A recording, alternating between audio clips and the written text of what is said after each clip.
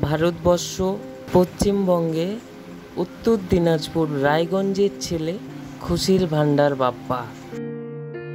মা হারালেন বাংলাদেশের ফ্রেমোশন ফিরোজ হাসান। 1 জুলাই জানালেন তিনি তার ফেসবুক পেজে।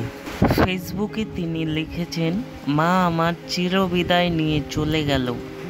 22 জুন গাড়ি করে মেয়ের বাড়ি যাওয়ার সময় অ্যাক্সিডেন্ট হন ফ্রিমোশন বাই ফিরোজ হাসানের মা।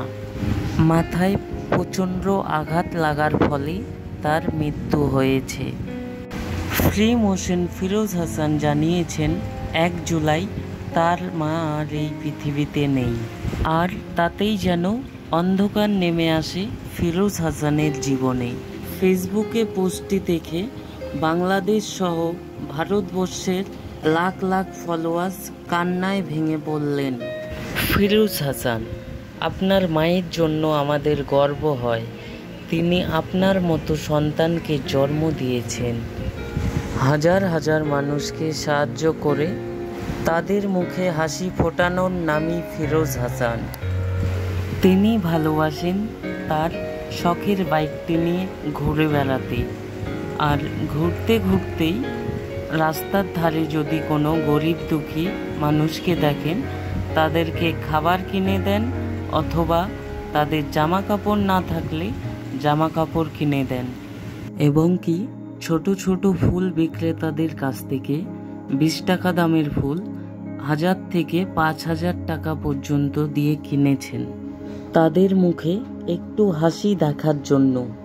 ফিরোজ হাসানের বাড়ি চাঁদপুর, বাংলাদেশ।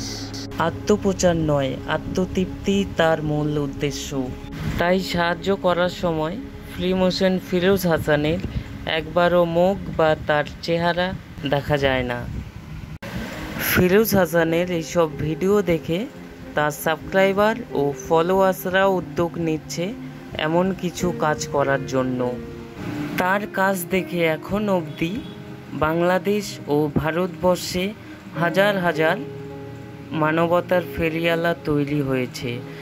যেমন ভারতবর্ষ, পশ্চিমবঙ্গে, উত্তর দিনাজপুর রায়গঞ্জের ছেলে খুশির ভান্ডার বাপ্পা। ও বাংলাদেশে আমরাও মানুষ, ছোট ডায়েরি ও ডিমস বাইকার আরও অনেকেই ফিরোজের কাজ দেখে তারাও এখন গরিব মানুষের হেল্প করে যাচ্ছে। আত্মার শান্তি কামনা করি আমরা সকল ফলোয়ার্স ও সাবস্ক্রাইবাররা মিলে। আর আপনিও ভালো থাকুন। ফ্রিমোশন ফিরোজ হাসান। ফেসবুক পোস্টটি দেখে মানতে পারছেন না লাখ লাখ ফলোয়ার্স ও সাবস্ক্রাইবাররা। যে মানুষটি শত শত মায়েদের মুখে হাসি ফুটিয়েছেন, সেই মানুষটির মা আজ পৃথিবীর মায়া কাটিয়ে পরপারে পাড়ি দিয়েছেন।